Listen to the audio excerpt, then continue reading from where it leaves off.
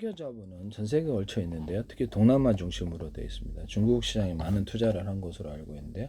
우리는 정확히 알지 못하죠. 그래서 간략하게나마 구글을 통해서 한번 봐야 되겠다.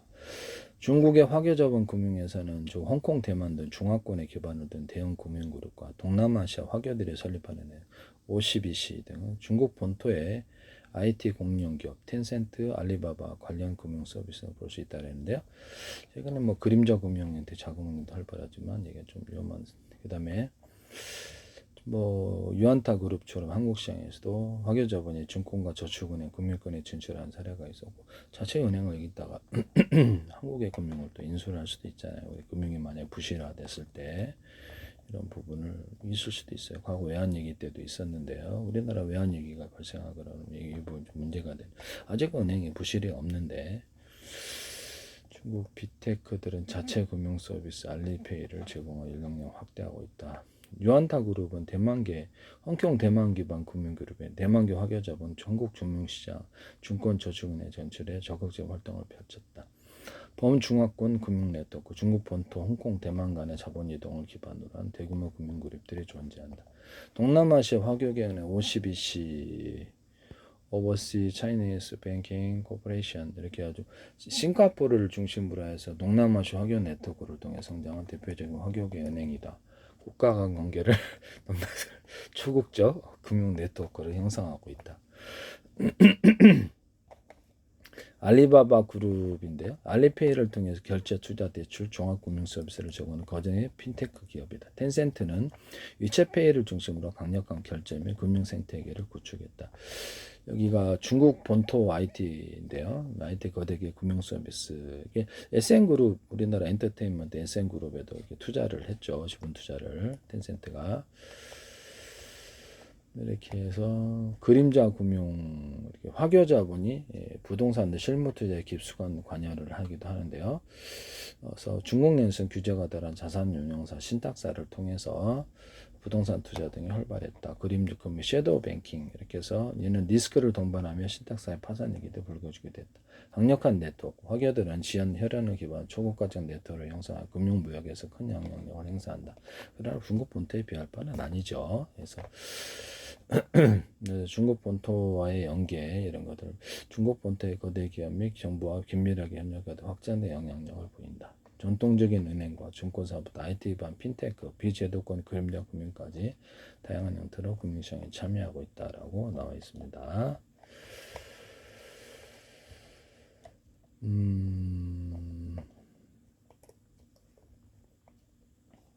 중국의 그림자 금융에 대해서 어떤 언론은 이렇게 2022년 말 중국의 그림자 금융은 47조, 6조 이하, 그러니까 약 6.8조 달러를 기록했다는데 GDP 대비 41.7%의 규모에 해당한다라고 나와 있습니다. 중국의 금융이 지금 미국이 자기 통화를 발행하고 있으면서도 이것을 미국의 은행이 의외로 자산 규모가 중국에 비해서도 2배 이상 작다. 중국이 2배 이상 크다. 이 무슨 아이러니한 그런 현실인지 알 수가 없어요. 전 세계 기축통화에서도 되게 웃기다 라는 생각이 들어요. 우리가 알고 있는 것과 전혀 틀리구나. 중국 자본이 이쪽으로 가면 이쪽으로 뭐 자유자재로 이렇게 미국은 달러를 찍지만 민간은행에서 빌려서 하시니까 이게 문제가 되는 거네, 그죠? 국가 통화로 빨리 전환하세요. 네, 이게 중화 경제과 화교 자본에 대한 연구에 대한 유동장 규모가 최소 2조 달러다 이렇게 화교 자본을 보는 것도 있는데 석사학위 논문을 나왔는데 2006년도 자료인데. 그래서 이게 맞는지는 모르겠는데, 네, 글자가 작으니까 넘어갑시다. 일단 최소 2조 달러 된다 이런 얘기도 있어요. 뭐 간단하게만 알아보면 되니까요. 네네. 세계 화상 1000대 기업의 비중국 기업 총수가 그래서 이렇게 2007년 514개에서 2009년 335개로 감소하였는데 감소한 179개 자리는 중국 대륙 기업이 차지했다. 이렇게 2011년도 뉴스인데 그래서 대략적으로 한번 막 보기만 하면 되니까 안 보고 그냥 넘어갑시다. 을지로 시청 라인으로 중국과 대만, 홍콩, 동남아 학교자본들이 세운 대형 금융사들이 몰려들고 있다. 자본금을 기조로 세계 최대 은행들이 이렇게 들어오고 있다고 하는데요. 한국금융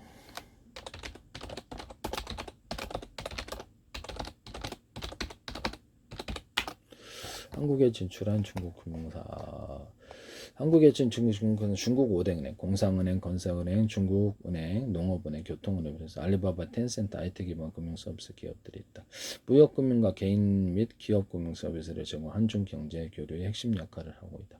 중국 공상은행과 중국은행들이 중국은행이 일찍부터 한국의 지점에서 활발히 영업 중이다. 이들이 이제 돈을 빌려줬을 때가 문제네. 부동산 같은데 대거 이렇게 그렇죠. 아직 우리는 이게 잘 사용을 안 하잖아요. 그럼 부동산 같은 거 대거 주거나 증시 기관 투자가들에게 우리나라 기관 투자가들에게 대거 돈 빌려주거나 해가지고 못 갚으면 차압이죠.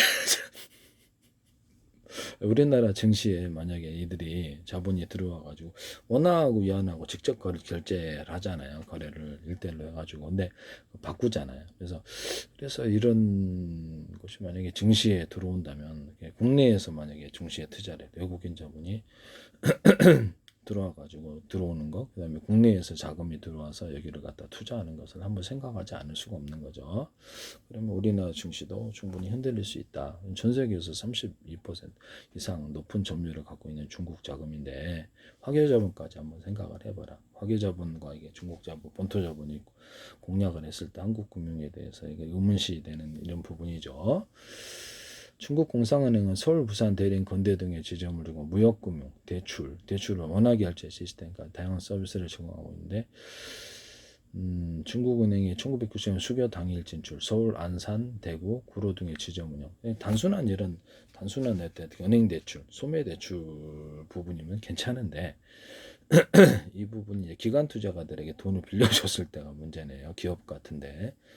그래서 이런 부분 중국 건설은행과 중국 농업은행, 교통은행, 중국 5대 모두 한국의 지점 진출을 완료했다. 알리바바, 텐센트가 간편결제, 전자상거래, 영향력 때문에 금융시장에 진출해 있다. 화웨이 내부분 IT 기업도 한국시장에서 금융수업에 연계된 사업을 진행 중이다.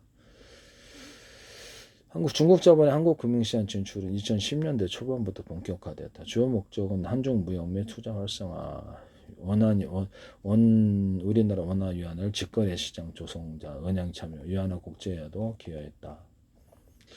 그래서 간편 2025년 3월 7일자인데 한국 금융사 주리 인수에 이어서 간편 결제 시장까지 침식하고 있다. 이렇게 나오고 있네요.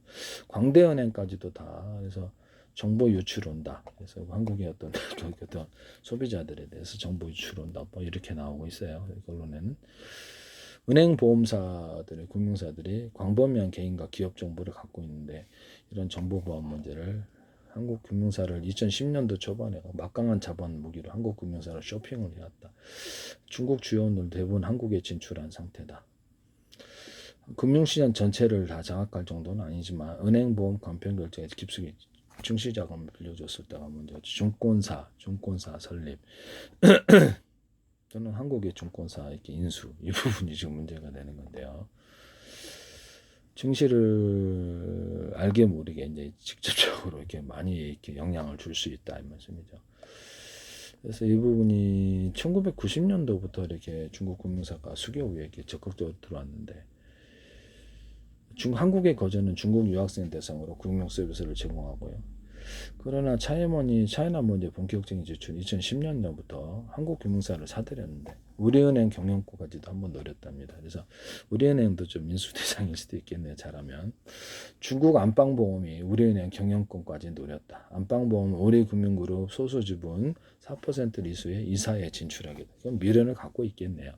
2015년은 동양생명을 인수했고 이듬해 알리안츠생명, 현 ABL생명을 품었다. 이런 부분을 그래서 안방보험에 가졌던 동양생명과 ABL생명은 현재 우리금융 인수를 추진 중이다라고. 안방보험은 급격한 부실화 끝에 파산했다는데요. 그래서 이런 부분을 중국의 최대 ICT 정보통신 기업 텐센트가 특수목적법인 스카이 블루 럭셔리 투자를 통해 2010년 카카오뱅크 설립 당시에 공동 발긴, 설립 주식 카카오뱅크를 만들 때부터 이렇게 주식으로 참여해가지고 40억 원을 투자를 했다. 유상증자 등에 참여해서 총 917억 원을 투입해서 카카오뱅크 지분 3.72%를 확보했다. 중국 엔트그룹의 모바일 결제 서비스 알리페이도 K뱅크 출범 때 주주로 참여했다. K뱅크. 그래서 중국의 ICT 기업들이 국내 간편 시장 결제로 침투 영향을 높인 이사회까지 장악했다. 알리페이는 네이버페이와 카카오페이, 토스 등과 기술자 해외 결제 서비스를 운영하고 있다. 카카오페이는 단순한 기술 협정을 넘어 엔트그룹을 2대 주주로 갖고 있다. 이 엔트그룹은 한가 카카오페이 지분을 43.9%까지 보였다. 금융투자, 금융 쪽으로 진출을 많이 한다는 거예요. 현재 32%를 갖고 있고 토스의 결제를 대행하는 피지사, 전자결제 대행사인 토스 페인먼츠도 엔트그룹을 2대 주주, 지분 37.7%로 두고 있다. 고객에게 뭐 이렇게 정보 유출에 대해서 염려하고 있다는 이런 얘기도 나오고 중국 자본에 대해서 관찰해야 된다 이렇게 나오고 있어요. 일단 은행 부실이 없는 걸로 알고 있는데요. 그래서 내부 문제는 또 알 수가 없죠. 우리은행이 한번 지분 투자를 한 적이 있었네요.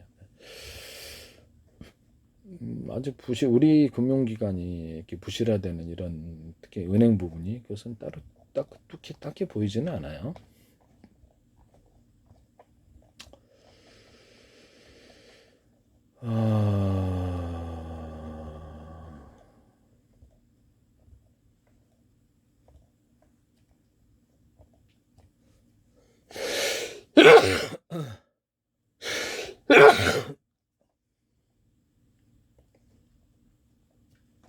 또 어떤 데서는 한국 금융사가 중국 자본에 의해서 영향력이 많이 이렇게 아래 있다 이런 얘기도 있는데 이건 뭐 정확하지 않은 건데요.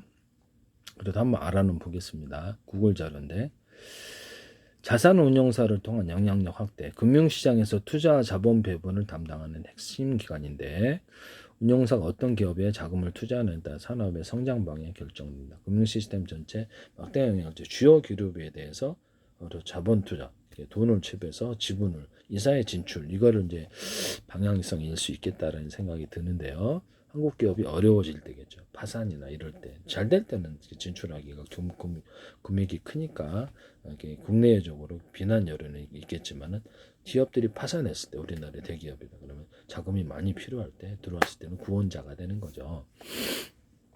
그때가 언제일까요? 저는 한 2, 3년 정도 후면 이렇게 본격적으로 오리라고 생각합니다. 롯데그룹 같은 데도 자금 어려움을 겪고 있고 그래서 몇몇 뭐 그렇다고 합디다 지금 그래서 정확한 건 모르겠는데 그래서 정확한 건 모르겠는데 롯데그룹은 이상 없다 그랬는데 뭐 지금 아직 정확한 건 모르겠네. 어려움을 겪고 있는 것 같아요. 근데 정확하면 잘 모르겠다.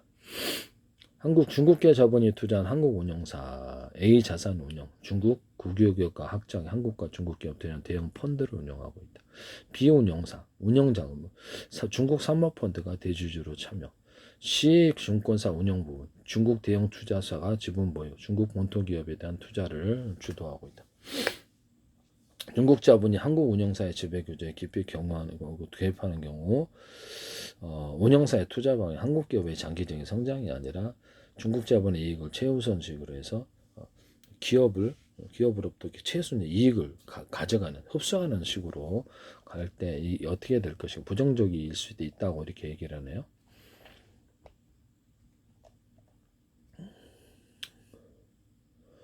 중국계 자본이 대주로 운영사 한국 기업보다 중국 기업에 대한 투자 비용을 높이면 만약에 파산하면 어떡하죠? 높이 운영자산이 중국의 정치적 목적에 활용될 가능성이 존재한다. 의도치 않게 중국 공산당이 취하는 기업 및 사본의 자본을 투자하게 됐을 때 부실화됐을 때가 이게 문제다 이렇게 나오고 있는. 이 얘기 지금 이게 언론 자료인데 구글에 나오는. 한국 핀테크 산업은 빠르게 성장했지만 그번 기반 기술과 결제망 상당 부분이 중국에 의존하고 있다. 핀테크와 전자결제 시장 잠식. 시사 초기 추다 단계에서 중국 엔트그룹이 주요 주주로 참여했다. T사 해외 결제망으로 알리페이 시스템과 연동한 N사 중국의 IT 기업과 협력해 해외 결제 서비스를 제공한다. 한국의 주요 핀테크 기업들은 중국 결제망과 금융 인프라에 의존하는 형태 성장했다. 문제는 이 결제망 이전 과정에서 한국 소비자의 금융 데이터가 중국 넘어갈 가능성이 높다. 한국의 금융 데이터들을 이렇게 뭐 얼마가 있는지 이런 거 개인의 자산에 대해서 이렇게 부자가 누구고 10억이 어떤 자산 규모 있는 사람이 누군지 내가 파악할 수 있다라는 것을 얘기를 하고 있는데요. 중국 중국은 증권사 및 IB 시장 장악. 그래서 금융시장 기업의 자금 조달과 투자 활동을 지원하는 핵심 기관인데 한국의 그렇죠 주식에도 투자를 하죠. 한국의 주요 증권사 해외 사업을 확장하여 중국 자본과 밀접한 관계를 갖고 있다. K증권 중국 기업의 채권 발행 담당, S증권 중국 본토 IB 사업을 적극적으로 중국 기업 협력 강화, M증권 홍콩과 중국 본토에서 중국 기업의 자금 조달을 지원. 중국에 투자했을 때 중국이 많이 부실화됐을 때 대거 손실을 입을 수 있는 가능성이 우리나라 은행에 대해서도 자산운용사에 대해서 증권사에 대해서도 염려하고 있어요. 한국 증권사의 해외 사업 확장이 중국 금융 시스템에 종속되는 결과를 초래한 가능성이 있다. 중국 자본의 요구를 때 한국 금융사의 중국 정부의 경제 정책에 협조할 가능성, 이렇게 자금 세탁, 불법 금융거래 위험 이런 존재하고 있다. 장기적인 보험산업까지 잠식하는 중국 자본의 자산 규모가 꽤 큰데 한국 보험업계도 중국 자본의 개입이 점점 확대되고 있다. L생명보험 중국 국영투자펀드가 최대 주주, K손해보험 중국 기업과 협업하여 중국 시장 확대. 이렇게 중국 국영투자펀드가 최대 주주 L생명보험, 그 다음에 K손해보험 중국 기업 협업 중국 시장 확대. 보험사가 고객이 납입한 보험료를 투자하는 과정에서 중국 자본 연계가 증가. 장기적인 투자 정책 중국 경제 이게 중국에 투자했을 중국 기업 부실화됐을 때 이게 지금 문제가 된다는 것이죠. 은행과 대출 시장 잠식 이렇게 해서 H은행 중국 국영은행 협력과 중국 기업 대상 대출 확대. S은행 중국 정부의 정책금융과 협력 이렇게 나와 있습니다. 위험성 한국 기업이 중국은행의 대출을 이용하게 된 금융 의존도 증가. 중국 금융기관이 한국 은행권의 리스크를 증가시키는 방식으로 개입할 가능성. 뭐 이렇게 얘기를 하고 있네요.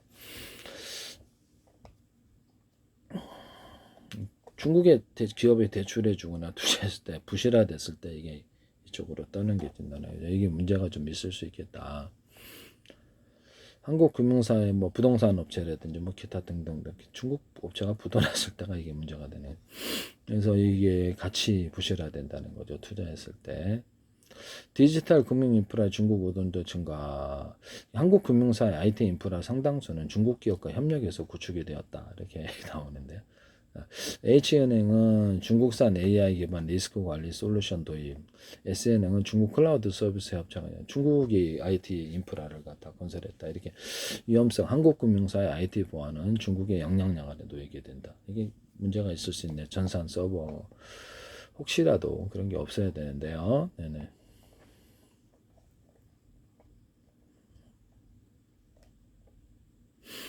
홍콩 금융시장 몰락 과정을 보면 1997년 홍반환의 금융독립 유지, 2003년부터 중국 본토와 금융협력화, 2015년부터 중국 정부의 금융시장 개입 증가, 2019년 홍콩 국가범도 권력화 금융사들의 탈출, 2020년 중통 금융시장의 중국 금융 시스템으로 편입이 되었다.